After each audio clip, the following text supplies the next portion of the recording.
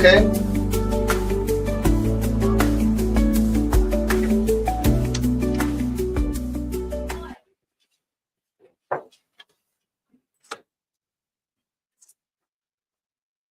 Welcome to another episode of Timely Table Talks here with Terry Liggins at Her Life Coach Foundation. I'm smiling from ear to ear because I told y'all. I told you. Saul Dibba is here. You're going to hear why and what we're going to be sharing about and why that brings me so much joy from ear to ear. Saul, you've been watching what we've been doing, and one thing I can tell you is I've already shouted you out, bro, several times. You know what I mean? Just because of who you are in this community, what you stand for, your movement, your magic, man, your majesty, man. This guy, local royalty. I'm gonna put it on your thick, man, because I love to see him light up, and he carries it so well. And so looking forward to all of you to hear more about what Saul is here about. Let me just say a little bit about what Timely Table Talks is about. Timely Table Talks is a new program with Her Life Coach Foundation. At Her Life, we provide group coaching and mentorship support for vulnerable adults and youth and their families. Particularly, we specialize in supporting youth, family, and adults that are ACEs impacted, that stands for Adverse Childhood Experiences, or Justice impacted. And it's just a reality. It's a reality that we have individuals, we have families that are born into environments that they didn't choose, surrounded with all different type of form of adversity, and different type of lifestyle choices come from that. And oftentimes, being impacted by the justice system is one of those outcomes. I know that story for myself. And so because of that, about 5 years ago, started Her Life Coach Foundation to partner with other people like me with lived experiences with ACEs and justice system to support other individuals who are ACEs and justice impacted. So we do that through our group coaching and our group mentorship programming. The Impossible program is the one you always hear me talking about that is going strong. And the newest program is this one, Timely Table Talks. The goal of Timely Table Talks is three things. One is to bring together nonprofit organizations, community-based initiatives, anything that is helping to provide some type of support to that youth, the adult, or that family that could be ACEs or justice impacted. Because what we recognize is not one nonprofit is the full need, can meet the full need of that individual. So it's called wraparound. Any organization or initiative that is helping to provide wraparound and complement the work of Her Life, we want to bring them in and want to have them talk to us about what they're doing in that space. And Saul's got a great initiative he's a part of, he's going to tell you about.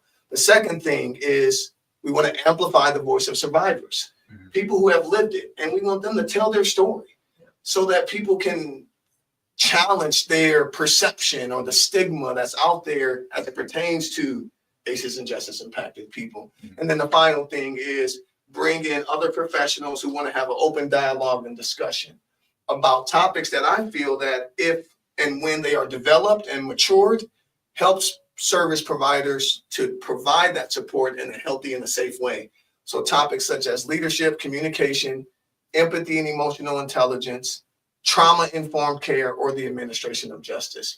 And that is the purpose of Timely Table Talk. So thrilled to be on episode 5. I have Saul here. For those who don't know you, Saul, and I know there's a few people out here, many people out here who know who you are, but for those who don't, share with the audience just who you are, where you're from, how long you've been here in the community, and before you jump into the work of Friends of the People, what brought you to the work of wanting to do that particular programming? Yeah.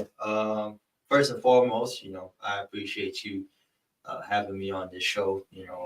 Like you said at the beginning, we've known each other for a while, probably a little over a decade now. And, I've been working together in our own respective ways and, doing our own thing in the community as far as just, trying to bring, I guess, awareness and access to a lot of different people within the community through different channels, and, so I appreciate us being able to collaborate in this way. And, whenever we do collaborate, it's always appreciated. As far as just, who we are, where we've come from and the work we've done and been able to do together. Right. So thank you for bringing me on this show and, allowing me to be in front of your audience and the people that you have, garnered support from just through your own initiatives. But for those who don't know me, as Terry said, my name is Saul Dibba. I'm a native of the Gambia, which is a small northwestern African country that's right inside of Senegal, for those who are familiar with the geography of Africa. So I was born there, come from a large family. I'm the youngest of 13. Father was a teacher for, 20 plus years, and come from a mother who is illiterate. So that's kind of on both sides of the spectrum. But when I was young, father was imprisoned after I was born. So the year 96, I was born in 95, there was a hostile military takeover. And so my father, along with other influential people, were imprisoned for whatever reasons, innocent, for those who are wondering, but just was imprisoned and was in prison for 18 months. And through that 18 months, once he got through that, applied for political asylum. And so through that process of, trying to get resettled into a more, safe environment, we came to Sioux Falls when I was 3 through LSS resettlement, along with a lot of other immigrants and refugees at that time. There was a large influx of immigrant refugees coming to Sioux Falls, and there was already a community of immigrant refugees. So, hindsight is 2020, and I'm super grateful that we came to Sioux Falls, South Dakota, because obviously I didn't know where I would be at today, but I'm grateful to be where I am today. Grew up in Sioux Falls from age 3 all the way till now. I'm an East Side kid.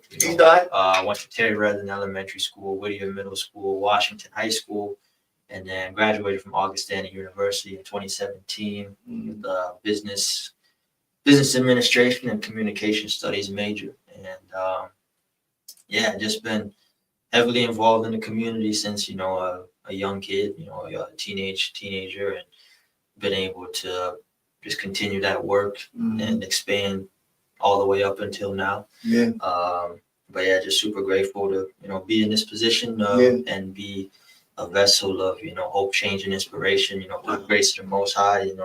I give thanks to the Most High God, and has brought me through a lot of different situations, and it's helped me shine in my own right, and like you, be able to continue to do important work in the community, and I'm just blessed to be able to do that. Yeah, that's a story too, and congratulations on your story.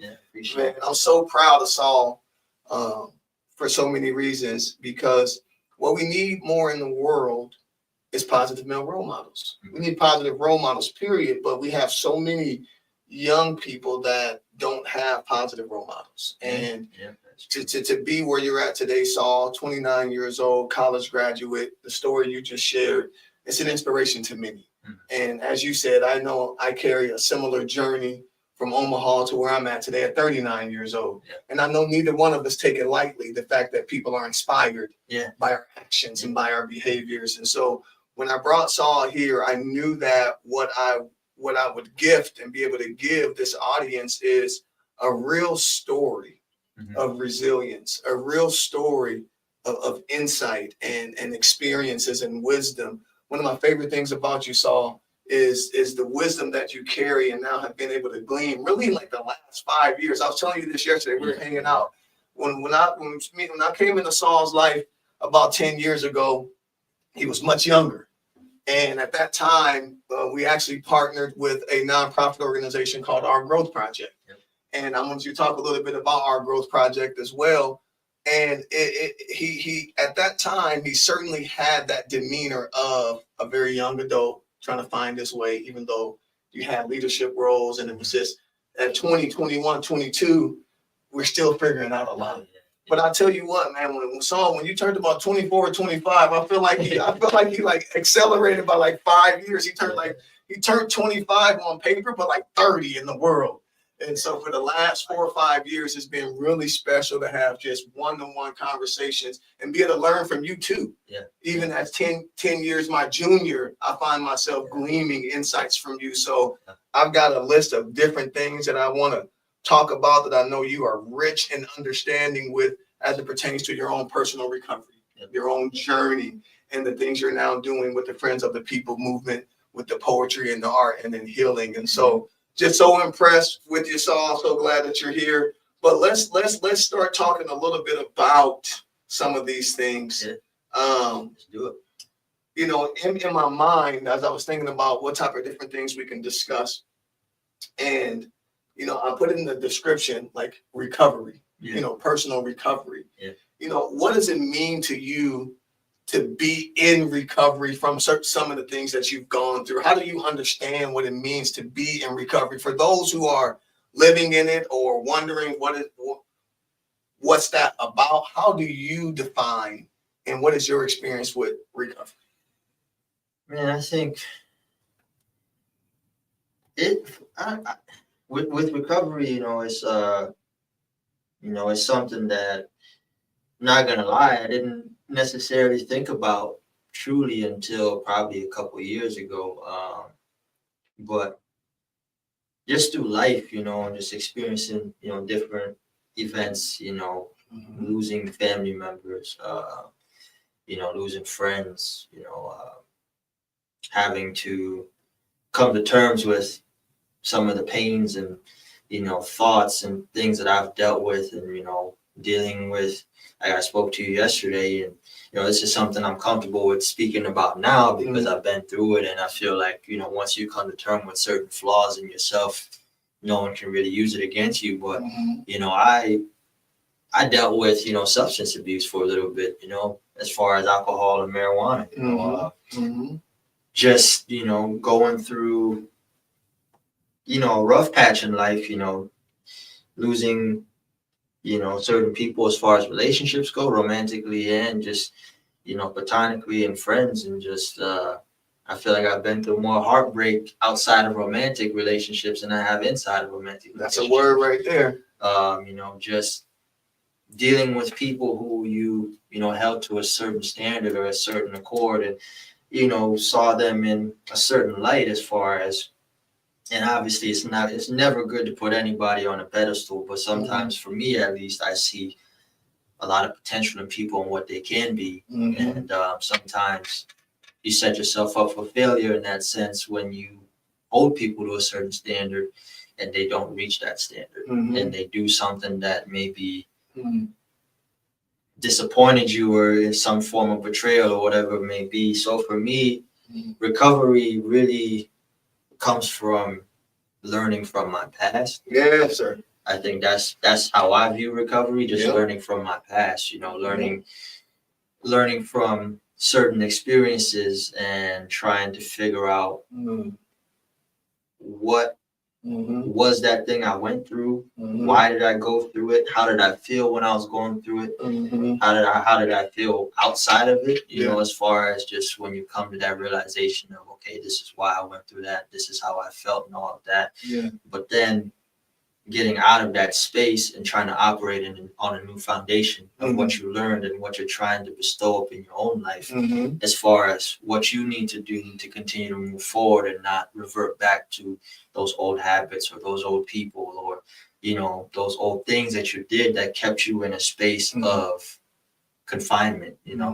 I think for me, recovery is about growth. Recovery is about understanding my past. Recovery is about operating from a new foundation and a new, system, in general, and trying to continue to implement that system and continue to implement those newfound habits and newfound revelations that came from those struggles, that came from dealing with those heartbreaks and those things like that, and just and just giving myself grace. I think grace is a part of recovery too, because obviously, when you operate in a certain way for so long, sometimes you don't necessarily realize what you're doing, you know what I mean? Because you're on autopilot in a sense, it's what you're used to. It's normal to you, you know what I mean? So when you break that, then it's like, oh, dang, now I gotta rewire, Yeah. you know, my whole thought process, my whole brain, my being, you know, my spirit. I gotta rewire. I gotta detox. And now that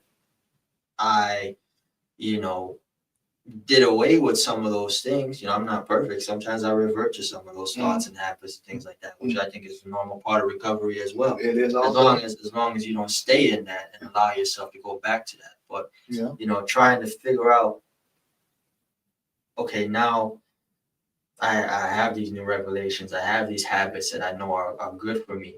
I'm away from these certain people or things or places. And so now it's like, how do I replace those things in a healthy way so that if I do somehow, some way go astray and maybe slip off of that path, how do I come back to what I know is good for me? Man, that's good. You see how much notes I'm taking? Yeah, I see it, man. But it's like, you know, so it's like for me, recovery is a lot of things, but you know, it's just about really just trying to be better than where I was at. Continue to build on what I know fills my cup and fills my spirit. And so yeah, man, recovery it's a tricky thing. You know, it's hard, but you know, it's worth it because what the knowledge, the wisdom, the experience that you can gain from holding yourself accountable and having things in place that can really help you in a positive trajectory is better than, you know, slipping up and going back to that past that you know isn't beneficial or good to you.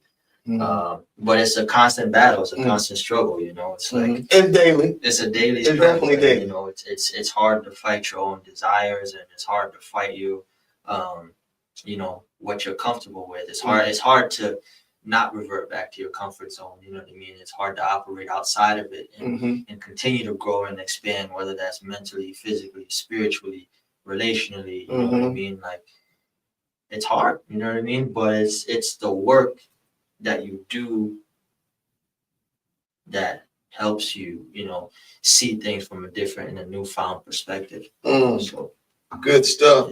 Here's I need some help from the people online. As you can see, Saul is going to be dropping all type of gems and diamonds. And so if he says something or I say something that resonates with you, something that you're going to hold on to, drop it into the comments. I want to see what you're holding on to, what you're catching. I'm taking notes. I'm always taking notes. In any conversation I'm having, I'm ready to pay attention because attention pays. So I just want to encourage you all to be locked in on this because there's going to be some goodness for each one of you who are listening in your own journey with recovery. And you said some things that are so beautiful and so profound, learning from your past, you know, getting out of this place of confinement and restriction and kind of a prison sometimes we put ourselves in with our old habits and hangs-ups. And it's just so good that entering into recovery, you can now move into a place of growth. You can move into a place of new perspective. You can replace old things with good things and actually achieve and become, you know, have this life that truly is healthy for you. Yeah. Right. Recovery is definitely a healthy thing. As I'm listening to you, I'm getting fired up early in this conversation because one of the things I learned in my own walk with the recovery, and I liken it to the process of a diamond being created. And diamonds are created under pressure and fire.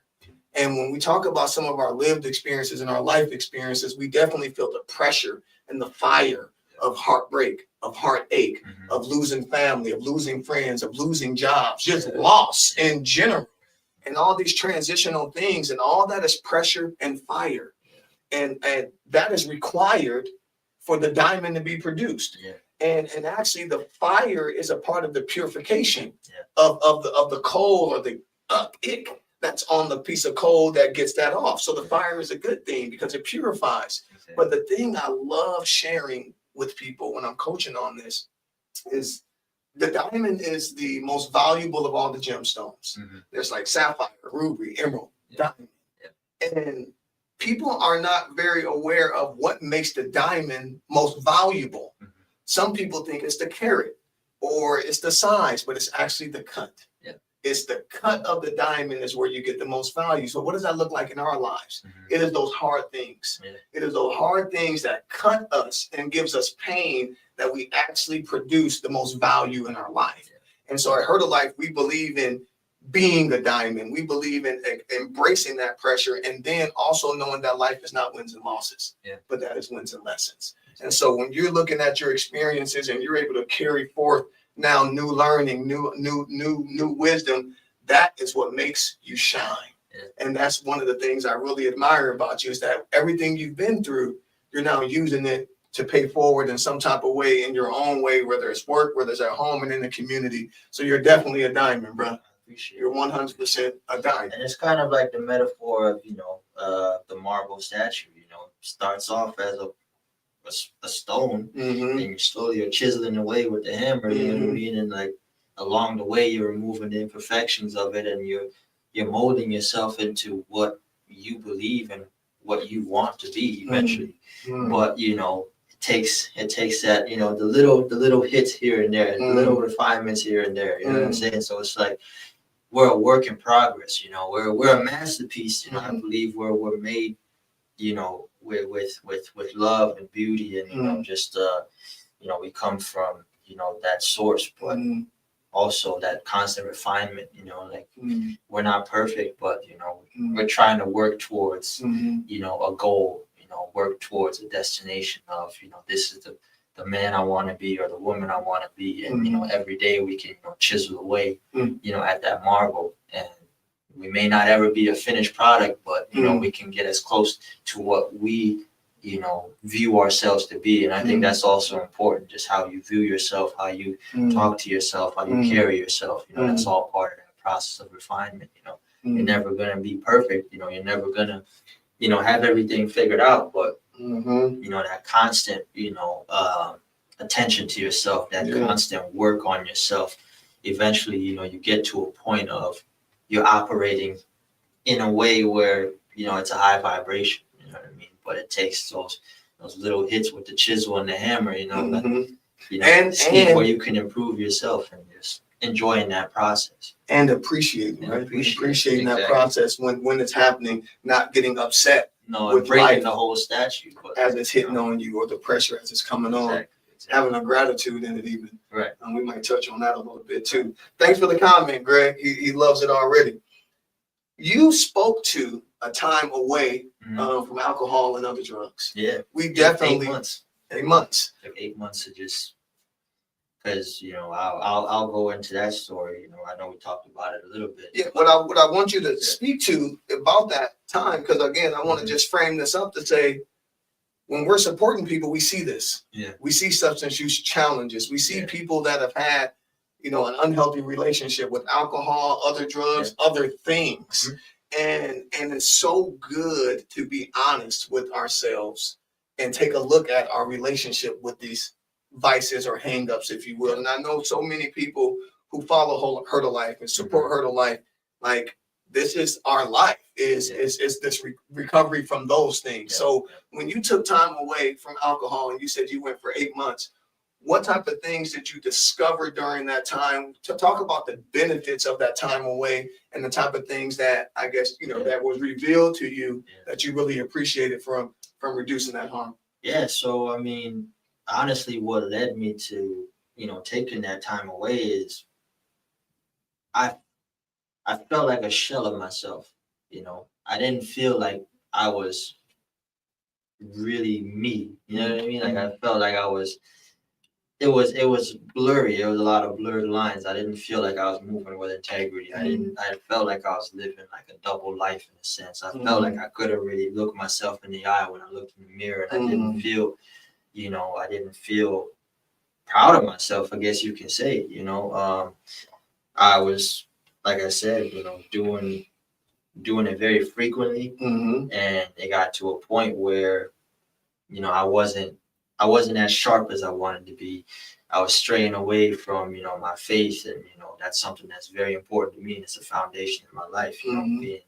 Being born and raised a Muslim, and I try to practice as consistently as I can. But during that process, like I was straying away from my faith. I was straying away from my spirituality. I was Mhm. straying away from the things that Mm. were important to me. You know what I mean? Like not spending time with family. You know, staying away from friends. You know, just like really digging myself a hole and just like not being able to operate properly. You know what I mean? And so the thing that really Some spurred dysfunction, if you there was will. a lot of dysfunction. Right, dysfunction, You know, like, right? you know, there was just a lot of dysfunction. So, Mhm. you know, what really spurred it was, you know, Ramadan last year. You know, I like right before it started, you know, I just, you know, sent a prayer up to God. I was like, yo, you know, I don't basically like I don't feel good, you know, I don't feel like myself, you know, I'm depressed, you know, just being vulnerable with God, you It's know, good honesty. and just being like, man,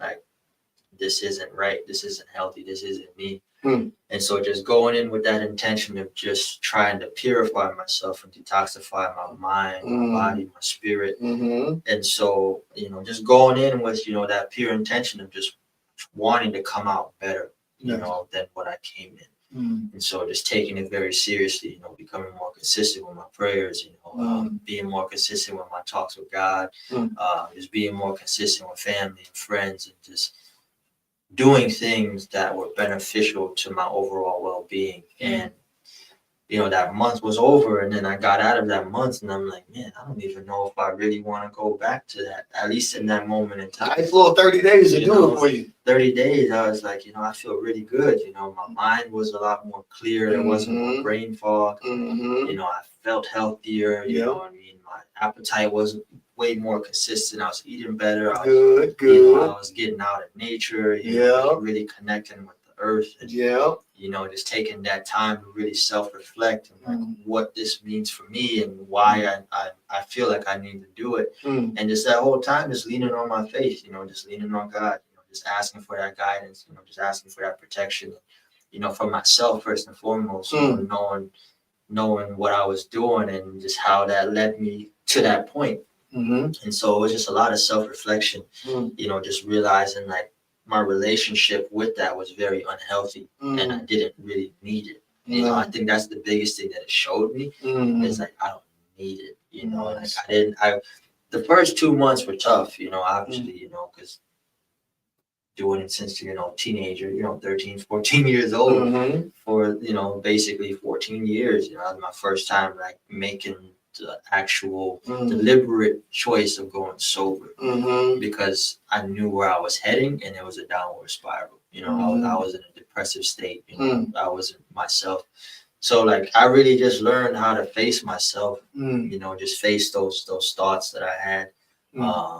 You know, just really ask myself the hard questions and being honest and vulnerable with my loved ones and those close with me and just letting them know what I was going through, you know, what I've been going through. And because, you know, I'm a private person, so it was hard to open up in that way, but I knew that I had to in order to receive the proper support and help and just the love that I needed to be able to navigate that space that I knew I had to navigate. You know, I knew I was going through a valley, you know, I had to navigate that valley, but I needed that support to really, you know, get to that peak, you know what I'm saying? To see the sunrise, you know what I mean? I was in a dark place, but I had to navigate it to, you know, be able to see that sun. And so for me, it was like, yeah, I just learned a lot about myself, you know, what I want from life, you know, what I need from those who I consider loved ones and those that are close to me. And just realizing I had to cut certain people out, you know, not no love lost in any way, but I was realizing that me set some boundaries. Boundaries was huge. I had to set boundaries with people. I had to set boundaries with myself. I had to realize like, okay, when I do certain things, it triggers me to want to go back to that. So now that's a good word right there too. Figuring out what triggers you. Now having to figure out, okay, when I do this or I'm around this certain thing, I get triggered and it makes me want to revert back to that habit. But now it's like we said earlier, you know, substituting something that's better. Replacing it. So nature was huge for me. You know what I'm saying? Like watching travel, you know, documentaries was big. You know, just like taking my mind to a different space. You know, just like getting my mind off of that thing. Writing and poetry was huge for me. Art was huge for me. Obviously, my faith and prayers was huge for me. and just like being more consistent with, talking with my loved ones, Yeah. making the effort to just, keep them updated on my journey and where I'm at and how Accountability. and accountability and how I'm feeling, like I had 3 friends who, 'cause I told a couple of my brothers, or I told all of my brothers, and I told, some very, very close few friends, why I'm doing it, what I'm feeling, what I'm going through, and then asking them to just check in with me. You know what I mean? Giving them permission. Just giving them permission. Giving them permission. To like check me if I'm getting away from what I told you I want to do. Check me. Bring me back to your reality. Bring me back, ground me. It's like I knew I needed the help. Yep, and the accountability. I knew I needed the accountability. And after that first couple months, man, I just like saw how my life was elevated. I just saw how my life felt and where it was going, and just the things I was able to do. My dreams and visions were a lot more vivid. Like that's like where I wanted to be in life. You know what I'm saying? Just being able to look at things from a bird's eye view, like truly, like just taking a step back from what's going on and being able to just like assess what's going on, and just having a clear mind to do that. So yeah, man, it was good. It was a great experience. It was beautiful. It was beautiful. It was refining. It was a refining, experience. It refined who I am and what I believe in, how I view life, it changed perspectives, and I think without that, I wouldn't be where I am right now. Straight like that. If I didn't take that time and that effort and that deep dive into that dark area I was trying to escape but couldn't. If I didn't sit with myself in that, I wouldn't be able to be where I am and be as vulnerable and talk about it. You know what I'm saying? Now it's like, hey, I went through it. I'm not ashamed of it. I went through it, and I'm grateful that I went through it because it showed me a lot about myself and just who was really there for me. And so now, just like I said earlier, operating out of a new system, and just having a different relationship with those things and knowing that I don't need those things. Whether I choose to go back a little bit and indulge some, but I just know I don't need it, and I know my boundaries with it. You know what I'm saying? And like I think the dopest part of it all was I was around my friends who I told about why I was doing it, and they would indulge, but they're like, nah, you're not doing that. Yeah, you find that when you make a decision to change your life, those who truly care about you are going to support you in that life change. 100%. And I share that often when it comes to coaching people and mentoring people. And we've had conversations, and we're going to stay in conversation. I'm one of those people. You give me permission. Terry, this is what I want to do. Right. Gave me a call. I remember these parts in your journey, and it's like everything you're saying, I've been a witness to this thing. And so that's why now, as you stand next to me and in this community together as a leader and as an influencer, it's you embody these things that are worth role modeling after and that are very healthy. And so I just again have so much respect for your journey, because being willing to give people permission to hold you accountable is a part of this journey.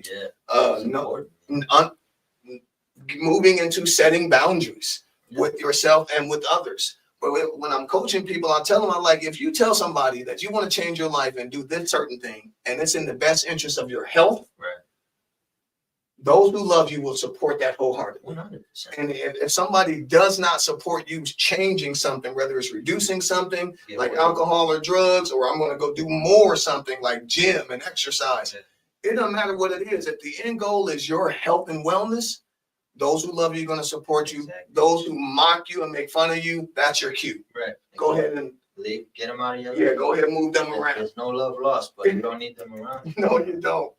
So that's so good, because you answered my question, because I was going to remind the audience and just talk to you about,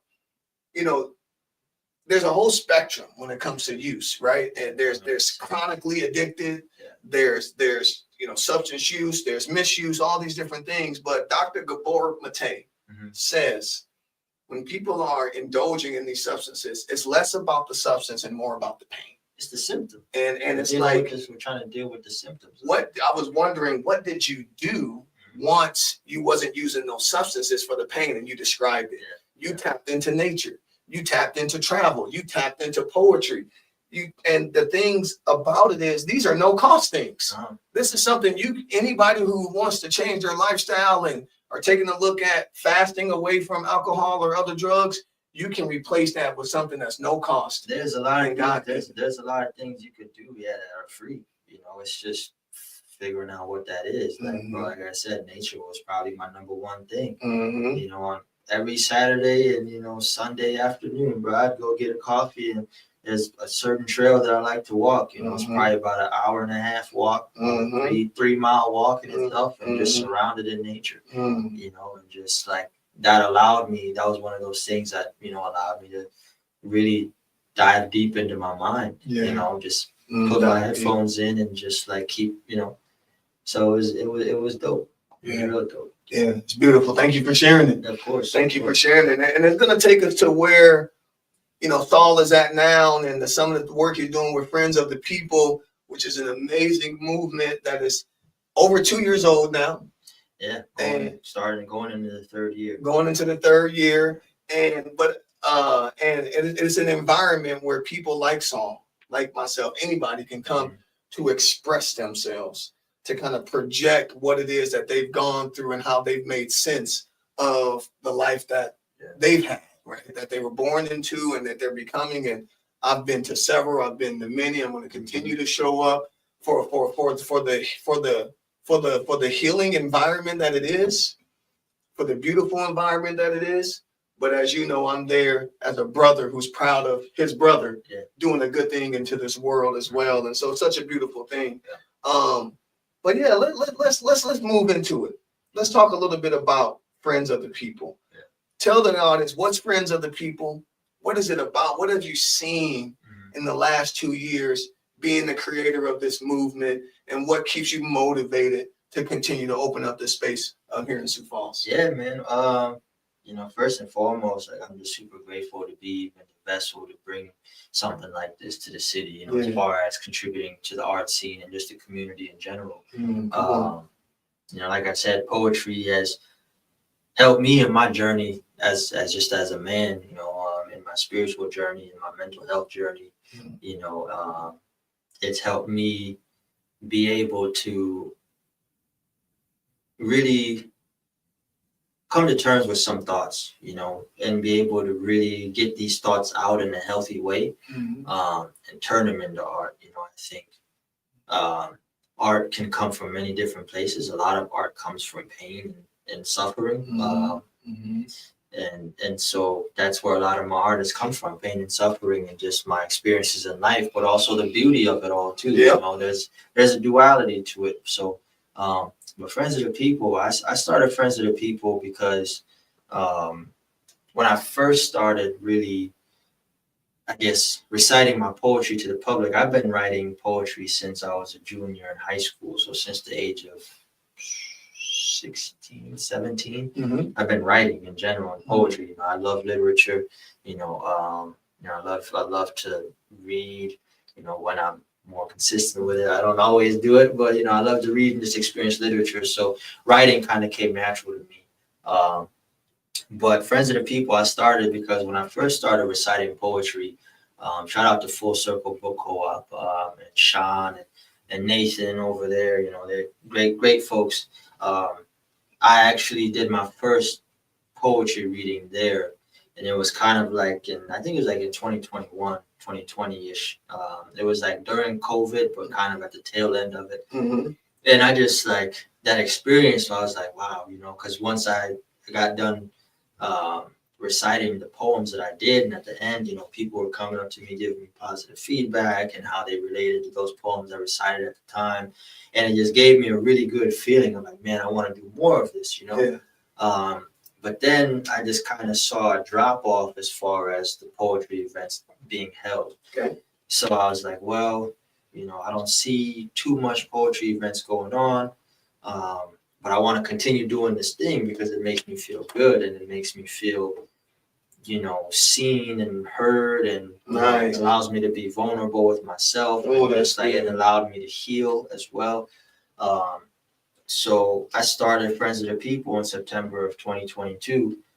because of that fact. You know, I knew what it did for me in Nice. my own journey. So I'm like, I want to be able to bring this to the community, to the city, but also help elevate and contribute to the already existing poetry community that was there. Mm. You know, because someone gave me an opportunity and led me into that space of poetry. Yeah. So I was like, I want to do that for more people as well, and, Nice. and kind of pay it forward in a sense. You know? Mm-hmm. Mm-hmm. So started in September of 2022. You know, the name is very intentional, Friends of the People. Okay. And it came on the tail end actually of our growth project, which I'm sure we'll get into as well. Mm-hmm.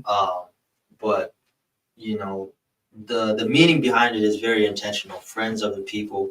You know, I'm a hip hop fan. Lupe Fiasco is one of my favorite artists. But in one of his, you know, mixtapes on one of the songs, he says, "Friends of the people, I fight evil." You know, so like as I'm thinking about a word, a name, you know, that would hold weight and that would, you know, actually mean something. Yeah. I thought back to that, you know, Friends of the People, and just wanting to be a friend to whoever comes into my space that I was building. You know, wanting to be a friend, wanting them to feel seen, wanting them to feel heard, wanting them to not feel judged, you know, not feel ostracized, you know, not feel like they can't be themselves authentically and share their thoughts, their pains, their hurts, their joys, their happiness, like, and having a space where people are there to support, you know, and people are there to relate, and people are there to become friends and meet each other and learn about each other through this art of poetry. Yeah. So that's why it's called Friends of the People. And like I said, been doing it for now going on 3 years. We hit our 2-year anniversary last September. Yeah. And then started doing it now in First Gen headquarters. Located where? 421 North Phillips Avenue, I believe, right. right in the Jones Seed building. Big green doors. Mm-hmm. Also, if you have Instagram, the account is Friends of the People with a period in between each word. Nice. But yeah, it's been very therapeutic. You know, it's been just being able to hear people's story through art, you know, through spoken word, you know, hearing about all kinds of topics. How much it say all types of stuff too. All types of topics, man. I think that, you know, that's the beauty in it. And that's why I'm so grateful to be able to have this platform and to grow it in the way that it has. You know, hearing about people's upbringing, you know, the traumas that they went through, hearing about, you know, deep topics like suicide attempts, you know, overdoses, you know, sexual assault, but then also hearing the other side about love, about growth, about progression, about, you know, loved ones, all kinds of stuff. You know, you hear it's such a wide spectrum. Yeah, it's rich. It's very rich, exactly. You know, and diversity. And it's yeah, exactly that. You know, you got all kinds of people that come up on that mic, you know,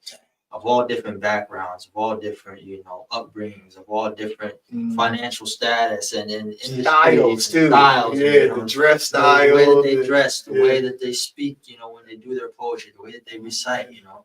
There's some, you know, slam poetry. There's some more poetry that rhymes. There's some poetry that feels like they're just talking to you. Like, you know, it's you never know what to expect. And I think that's the beauty of it. Every event is a brand new experience, regardless of if you've seen this poet before or if you're used to seeing them. Everyone brings a new flavor every single time. And I think that's the beauty of it, just being able to have a new experience each time and just feel fulfilled when you leave out of those doors, you know. So good. And so I'm just grateful to be able to, you know, continue to be on this path and doing Friends of the People and continue to grow this, you know, poetry landscape and, you know, give people access. You know, I think that's the biggest thing, providing access to this art.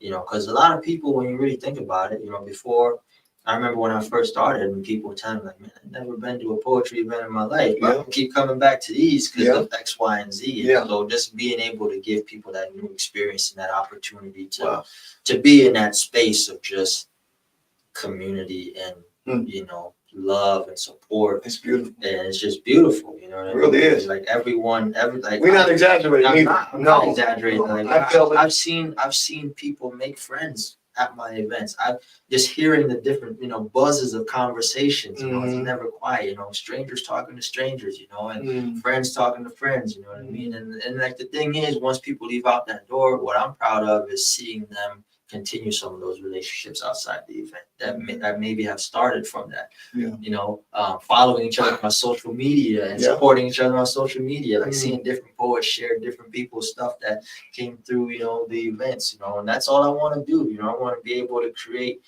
a space where people can come and learn and be fulfilled and create relationships and have new experiences and be part of community. And that's always what I've been about. You know, I don't care about notoriety or, you know, how I'm seen by other people. It's like, if I could do all that I do and be under the radar and not have a face on, I would do it. But that's not how God wanted it to be. Yeah. You know, and you know, I'm grateful that He gave me the spirit that He gave me and just allowing me to maneuver the way that I do and just leading me and guiding me throughout this whole process and being able to like just truly give, you know, give people something that I hope they can hold on to and, you know, expand on themselves in their own right, you know. And you know, inspire them to do something, you know, maybe act on that idea that they had that they want to do, or you know, whatever it may be. But I just want to inspire people, you know. And I don't know how anybody's gonna hear this and not want to know when. We gave them the where. Yeah. So I'm working on the when because this month I got a lot of different things going on, so I'm trying to find a date. But before the week's over, just make sure to follow that Friends of the People on IG. It's a monthly. It's a monthly thing. Usually on the third Thursday. Sometimes I have to move things around based on what's going on. Yeah. So typically it's on the third Thursday of the month, or the last Thursday, depending. But if you follow 7. So doors open at 7. Poetry starts at 9. I always tell people at 9. I mean, not at 8. Sorry, poetry starts at 8. Yeah. But I always tell people show up a little bit earlier because the seats do get full pretty fast. I'm sure you can attest to that. That's true. You had to sit in the way back the other time. But no, just you know, I'm in the room though, man. I have to be, man. I'm just as a witness. I believe there's such power in being a witness. You know, I have my own platforms where I get to be on the mic and be in front, but I am actually more fulfilled, believe it or not, by witnessing people have their moment to shine, having their time to shine. And I've got a couple poems I'm sitting on, and one of those days I'm gonna bring it forward. But where I be? Hey, I just get so much joy though out of like you're describing. I see so many people of all ages, all races, all backgrounds, getting a place to open up and talk about their pain, their suffering, or their joy, their gratitude, their love. It's beautiful. It's a beautiful thing. And it aligns with what we believe in. Our vision statement at Hurdle Life Coach Foundation is to create a world where every person is seen, supported, and empowered. Right. And I heard you say that. I wrote it down. People are seen there. They're heard there. They're valued. And that's why I'm such a fan. And that's why I've been shouting it out. I've been saying Friends of the People is something that's happening in this community. And I know that there's people listening right now that can resonate with what we're describing in our lived experiences. And Friends of the People is a space and a place you can come to watch and observe, or you can come and get involved and then open up and share from the microphone, or just come and get connected to other people. Because now when we have that community that you described, we're no longer in isolation with the pain, with the experiences. You realize that other people have had that too, and they've gone through it. And it's really, it's coming to me afresh right now, but it's something I wanted to talk about too, was it becomes a place that can provide mentorship and guidance, bro. Yeah. And I don't know if you clocked in on that yet, because that's experiences. That's another thing too, that, you know, I never really, obviously, you know, we, as humans, because you're in it. Yeah, as humans, you know, we have this vision, you know, and plans of what we want to do. But sometimes, man, the way, you know, God just comes in and kind of, you know what I'm saying, makes you curve a little bit towards a different pathway. You know, I did it because I wanted to bring more poetry and art to the community. But through it, you know, there's a few poets who, you know, are my actual, like, all of them are my friends. You know, I really consider them friends and part of the collective of Friends of the People.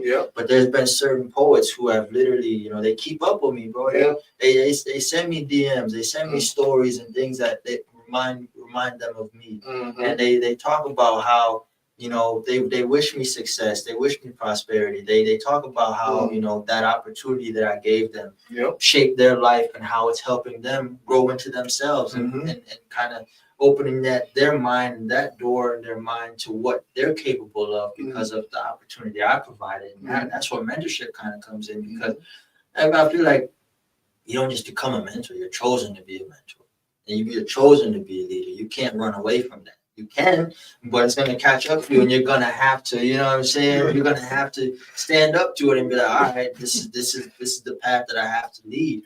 And so I didn't come into this wanting to be a mentor or a leader. I came into this because I know what it did for me and what I wanted people to experience from it. But through all of that, people kind of chose me to be a mentor and a leader in this space of poetry and art. And I'm grateful for it because people entrust me to help lead this, you know, renaissance of poetry within the Sioux Falls community. Hello. And so Renaissance of poetry in the Sioux Falls. And you know, and like I said, I give a huge shout out and extreme gratitude to Full Circle Book Co-op, who helped me, you know, get started and allowed me to be in that space and do a full 2 years in there and grow it to where I had to move out because it was getting so packed. And I'm extremely grateful for them. And I'm grateful for my brother James, you know, who helped me get started. And James? Who helped me get started and, you know, helped motivate me, and who does all of my flyers, you know, for the events, you know, and who was there, you know, helping me set up. And I call him Mr. Accountability. You know, like exactly. We'll hold you accountable. I told him I wanted to do it for so long, and he said, all right, bro, when are you gonna do it then? And he didn't give me a choice. He called me like, hey, they got these dates available. What date do you want to do it? And I had to pick a day, and that's where it all started. You know? And so I'm grateful for a lot of people who not only helped me along this journey, but believed in what I wanted to do and played their own roles within that journey of mine. You know, not just in art, but you know, people like you and different mentors that I've come across from a young age. You know, family members and loved ones, and you know, professors and teachers, and you know, all kinds of people who really help mold the man I am today, and that I hope and strive to continue to be and become better. You know? So yeah, I mean, so many people have poured into me, you know. So that's why it's important to me to continue to give back, you know, because I know what that did for me, you know. And if I didn't have that, I don't know where the hell I would be today. Me and you both, brother. I don't know where I would be today if I didn't have those mentors and those people who believed in me and saw the potential in me and what I can be before I fully saw it. And I still don't fully see it. I'm still trying to wrap my head around the vision. You know, I just pray that God leads me, but you know, He will. You know, that's it, man. That's good, Saul. Man, what a gift. The journey, the story, the insights, the wisdom as promised. We have a little bit more to say, a few more minutes. People are saying they want to come, they want to go. I love that. Feel free to share this out so more people can know about this space where beauty lives, where art it lives, where healing is happening, you know, and it's worth checking out. I love what you're saying though in regards to what it's done for you. What it allows for you to continue to do, but there's another piece in there that I'm witnessing. Every person on that microphone is speaking from experiences and lessons learned. So the environment becomes a mentorship because people are actively going through some of the things that you're hearing other people have went through. Right? There's a lot of talk about relationships. At Friends of the People, and everything is a relationship, whether it's with another human being, whether it's with a substance, whether it's with our jobs, whether it's with our families, whether it's with the earth, as you mentioned. All things we're in relation with. Right. And so poets and poetry has this really special thing about providing you the lessons I've learned from the relationships I've been in. And so you come there and you become more equipped with information for you to be healthier in the relationships that you're involved in. So it's not just you or me as an individual, it's the whole collective consciousness and experiences that is also a great place of mentorship in the community at Friends of the People. One of the questions I have for you in regards to mentorship and leadership is, and maybe you can speak a little bit. We said we shout out our growth project, and we're running out of time to maybe deep dive in it. But when we were involved with our growth project as well, similar model, similar format, poetry, art, music, things of that sort. Saul was the president after the founder was the president, and I served on the advisory board. And we did that for years at Augustana and around in the community, and we did similar kind of open mic experiences. So you've had a leadership role there, and now you have a leadership role at Friends of the People. I'm curious to, based on your experiences with our growth project, and now the things you're seeing now at Friends of the People, how as a leader do you create harmony in that environment? What are some of the things that you're doing as a leader in this culture to ensure that when people come, they're welcomed in a warm way, they feel a sense of safety? What are the type of things that you can contribute to establishing harmony in environments like that?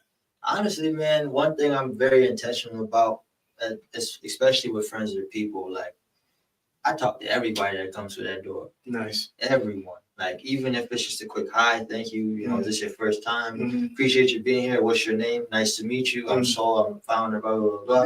I talk to him like it's not like I'm too cool to, you know what I mean? If I see a new person, if I see a returning person, if I see whatever it may be, I'm walking around. I'm constantly walking around, just giving people daps, how you doing today? Thank you for coming, all this stuff. I give them a quick little rundown. I got music playing in the background, making people feel comfortable, giving them like, all right, we're gonna do this at this time, blah, blah, blah. If you need to go mingle a little bit or go get you a little drink or whatever it may be, go do your thing, make yourself comfortable. Like I lead in that way because like I don't want people coming into space and like not really knowing what's about to go down or like coming as a new person and not knowing anybody. So like I'm very intentional about just literally going to every person or groups of people if they came in a group and just like, yo, thank you for being here, blah, blah, blah, blah. Just setting that standard of I appreciate you for being here. You know what I mean? I thank you for supporting this collective and this initiative. Then you're doing something important in supporting this community. And so making people feel welcome in that sense of just like, hey, this isn't just an event. Thank you for being part of something that's important to me.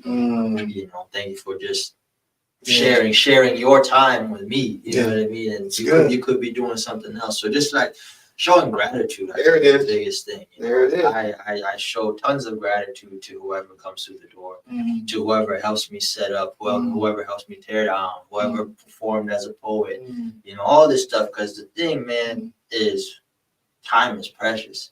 And we can't get time back.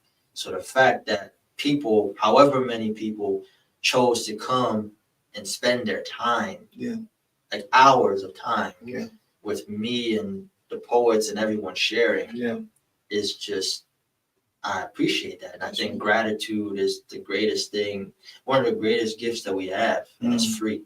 Another free one. It's a freebie, you know what I mean? It's free money, It's free money, like literally, that's like that's you, you know what I'm saying, putting your coins in your spiritual bank, you know what I'm saying? That's you putting your coins in the bank of the Most High, you know what I'm saying? It's being thankful for certain things and showing gratitude for certain things. Because eventually, man, you don't know when you can cash out on that. Yes, that's good, Saul. So the intentional hospitality, and the warm welcome, the abundance of gratitude, and I'm also sensing just the character of humility. And not even though you're the founder, that doesn't make you bigger or better than anyone else in this room. In fact, I'm just, again, my gratitude is so deep for you just being here that it's actually more important that you're here than me being a founder and no one being here with me. And so being able to, they keep it going, they keep it alive. So I'm humbled that they even want to share that experience with me, because they're sharing an experience with me. I curate it, I do all this stuff, but they're sharing that experience with me. They don't have to. That's good. You know what I'm saying? And the fact that people bring people with them and like talk about it, and share the post. When I share the flyers, it goes up. Man, people sharing it on their story. I don't have to ask anybody to share it. And that's because of the intentionality that I put behind it. And there's a shared ownership. It's us. It's for us, it's for us by us. You know what I'm saying? Just like food. You know what I'm saying? No doubt. It's for us by us. You know No what I'm doubt. saying? Like literally, like That's this is something I want people to have like a shared ownership in Yep. a sense. You know what I mean? Like, That's hey, good. you contribute to this too. That's Like, smart. you contribute to this too. Like whatever work you put in is appreciated. I'm gonna do my part. Mm-hmm. But the fact that you're sharing it, word of mouth, telling people about it, all this stuff, you're doing a great service to me and you and everybody who's involved. Let me ask you this really quick before we wrap up, because in watching and witnessing, the transition from our growth project to Friends of the People over the last couple of years, I am noticing that you said you do your part. So you kind of evolved a little bit with the Instagram and things of that nature. So is there actually videos of poets of some of the performances? Or are there snippets, or how does that work? So every event I do a live stream on the Instagram account. There is some video on the IG account. Yeah. I need to be a little bit more consistent as Sure. far as putting more video on the account so Yeah. people can see, the growth of it and the new people that kind of come in and out, and just the returning poets as well. Yeah. But yeah, I try to definitely provide content for people to see these, Sure. and just be able to witness it. Right. But there's something too about not putting too much out so you can come and experience it. Right. Because seeing a video clip or a reel, it doesn't compare to what it feels like in the room. Yeah, it doesn't do it justice. That's for sure. Wow. Man, we covered a lot, bro. I think I crossed off a lot on my list of the things I wanted to just kind of step into and speak into. And it's just, man, I'm gonna share a little bit about gratitude real quick because you mentioned it. Even on my Facebook, of course, people know it says Terry Grateful Liggins. There's something I figured out about gratitude in my own journey. And I realized when I had almost nothing, about 9-10 years ago, I realized life was not about being a success. It was about being able to have a sense of gratitude. Right. So my name used to be Terry Successful Liggins on Facebook. It is now Terry Grateful Liggins because my goal is not to succeed in life. It is to remain grateful in life. And gratitude has this ability of turning what we have into enough. Exactly. Gratitude puts you in the here and the now, and it shields you from the anxiety of the future, and it rescues you from the regret and the embarrassment of your past. Right. So often you talked about time in your mind. Time in our mind will go back into the past and we'll live in shame, or we'll go into the future and now we're wrecked with anxiety. But when you're grateful for who's with you here and now, you become full and complete. So gratitude has a way of filling your cup up completely. The other gift of gratitude is as you express this thankfulness, whatever you praise will magnify. Oh yeah. It's like an age-old parenting technique, if you will, where it's like you can call out what's going wrong, or you can begin to realize that if I positive praise this positive behavior, I'm going to get more of that.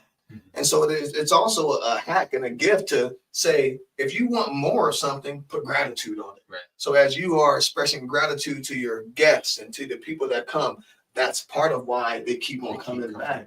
It's the power and the magic of gratitude. So, well, and then the thing is too with gratitude, it's like if you can't even appreciate what's in front of you and where you're at, how are you going to appreciate when you grow in your journey and certain the new things come across your path? If you can't be satisfied with what you have and see what you have as enough in that point in time in your life, you can't appreciate what else comes down the road because you don't think you want more and need more when it's like things you prayed for, a year or 2, 5 years ago, you're living in that prayer. Wow. So if you can't even be grateful for that in the moment, how do you expect to appreciate what comes to you in your future? Come on. Hey, ladies and gentlemen, fans and followers of Heard of Life, my little brother, my friend, came in here, blessed us, saw Dibba, everything as advertised and as expected, a man of great wisdom, a man of great lived experience. You brought us all the way from Gambia to 3 years old in Sioux Falls to growing up in a big family, all of the dynamics that your family experienced, your father, political prisoner, your mother being illiterate. You exemplify exactly the type of work we stand in the gap to exist. Young people born into these environments that they didn't choose. And what we want this community to recognize and to see is that a person's ACEs It's not their destiny. Yeah. Just because they were born into a situation with parents of with this situation, that situation, substance use, prison, all trauma, that doesn't mean that they're destined or that they're doomed, but that they can actually be refined through the diamond process, through the chiseling process. They can be introduced to mentors and education opportunities and really become contributors and leaders in our community. Saul, Dibba, you stand as exactly that. My heart is beginning to well up because I have a privilege of being a small part of that. And it means a lot to me that I get to be a big brother to you, that I get to be a mentor, that I get to show up and take pictures and videos and tell you how proud I am of you. And you just motivate me so much, bro, to keep on keeping on, sharing education in this community through Her to Life Coach, doing things like the Impossible program, which bro was at yesterday. He loved it. He was there. We got our next one is coming next week on the 7th. We're going to do mental health and medicine. We're going to have Dr. Josh Duncan, who was on this program with me before, in the circle with us so that we can do that conversation justice. But man, I tell you what, I love you so much. I respect you so much. I'm proud of you, bro. And thank you for being on Timely Table Talks with me here at Her to Life, Brody. My God. Got you, man. Yes, sir. Any last words for him, Saul? What do you want to say?